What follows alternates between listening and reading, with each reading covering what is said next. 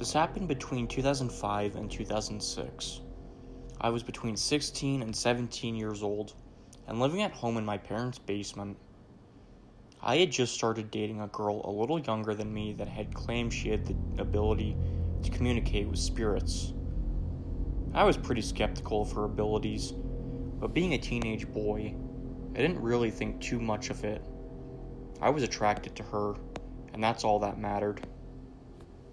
I had just gotten home from a soccer game I had early in that morning, and I walked downstairs, and everything was pulled up from under our staircase in our laundry room. I asked my dad why everything was out, and he told me that instead of using the litter box, the cats had been going under the stairs, so he had to get under and clean it all up. I helped him a little bit, and then went to my room to shower as my girlfriend was coming over. So I hop in the shower, and about 10 minutes into my shower, I start hearing very loud, aggressive banging on the door. It made me jump, but of course I just thought my dad needed something from me, so I shouted, "1 second, Dad, I'm just in the shower." Not even a couple seconds go by, and so I'm a little annoyed at this point, and I go, "Jesus Christ, Dad, I'm in the shower, 1 second." And again, a couple seconds go by, and then finally, I'm getting pretty mad, so I reach out of my shower, grab a towel, storm over to the door and open it angrily, and say, "Kay, what do you want? I'm taking a shower." And of course, nobody was there. I'm a little weirded out at this point. I had chills run down my spine. The basement always creeped me out, so I poke my head out and look at the other side of the basement, thinking maybe he was storming off or something, and there it is. A black figure standing there, as if I had caught him off guard. No eyes, no mouth, just a figure standing there looking at me. We stared at each other for a second or two, and then he moved across the hallway towards the laundry room. I slam the door shut and start hyperventilating. What am I gonna do? I have to pass the laundry room to get upstairs. I quickly got dressed and gingerly opened my door and looked to the other side of the basement. Nothing. No sign of the figure. I tiptoed towards the other side of the basement until I could see the stairs, and I ran up the stairs. The first thing I did was call out for my dad. My mom heard me and answered, "He's in the garage." I ran out to the garage and said kind of awkwardly, "Hey, Dad? Were you banging on my bedroom door about 5 minutes ago?" My dad turned and looked at me, kind of confused, and said, "No. Why?" I didn't know what to say. I think I was in shock. I realized that whatever that thing physically hit my door, if it could do that, what else was it capable of? So I'm sitting there in the garage with this blank look on my face, and I hear the dog start barking inside. At this point I realize my girlfriend must have pulled in front of the house, so I run to the house and meet her at the front door, and try to play everything off as normal. She walks in, and has a very worried look on her face, and says, "What did you do?" I was like, "What do you mean?" She goes, "You've changed something about the house. Whatever you've changed, you need to change it back now." I explained to her that the cats made a mess under the stairs, so Dad had to pull everything out to clean it. She told me to put everything back the way it was. We did. For the next 5 to 6 years I lived in the basement. I never had a problem. I didn't see anything, but every time I walked past that laundry room, I got goosebumps.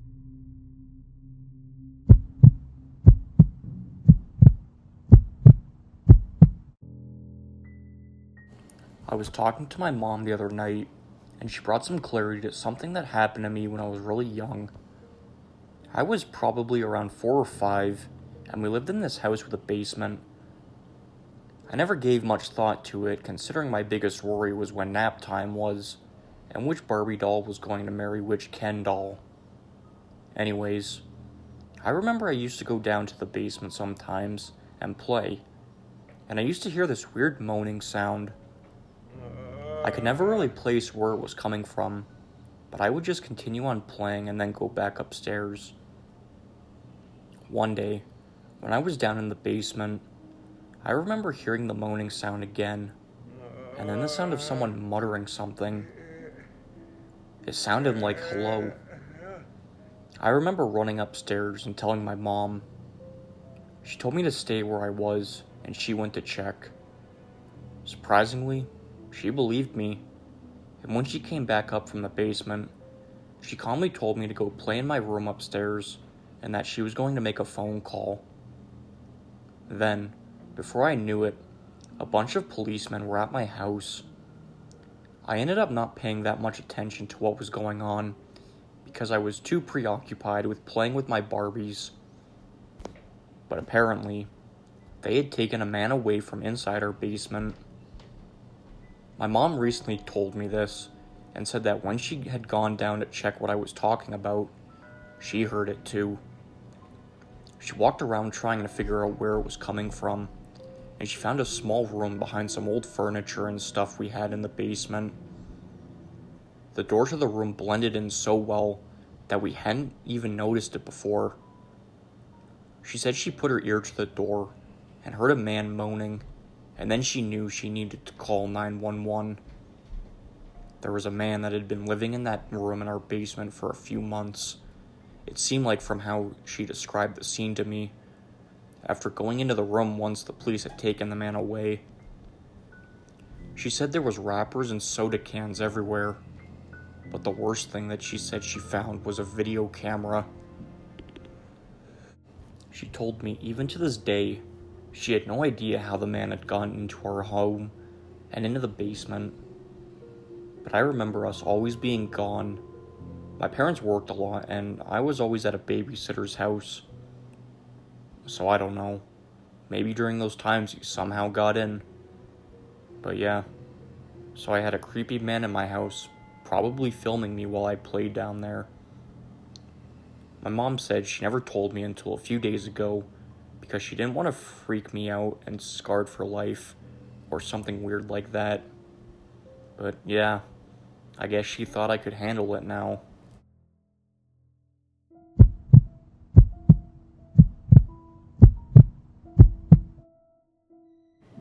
When I was 10, and my youngest brother Ben was only 1, there was this one weekend that my parents were painting our bedrooms, so we would have to sleep in the basement.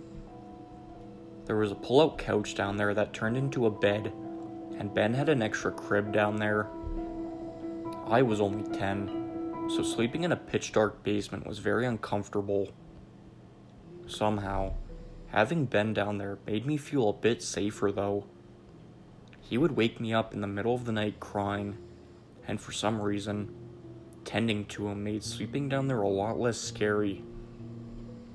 But it was this one time that I woke up to him screaming. Not crying, screaming.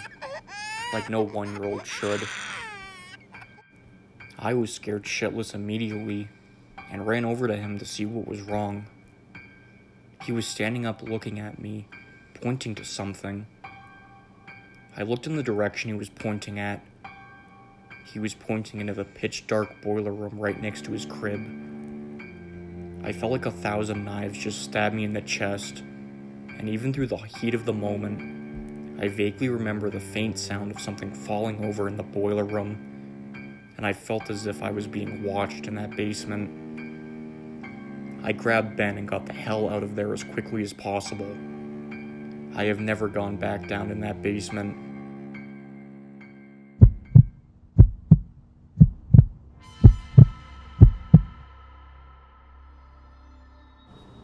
You hear stories about people unknowingly squatting in other people's homes, but never think it would actually happen to you. About 10 years ago, I, who's a 31-year-old female, was living alone in a 2-family house on the 2nd floor with my then toddler. For the story to make sense, I need to try and explain the layout and the backstory. My brother's close friend at the time lived on the first floor, and he is the one who referred me to the landlord.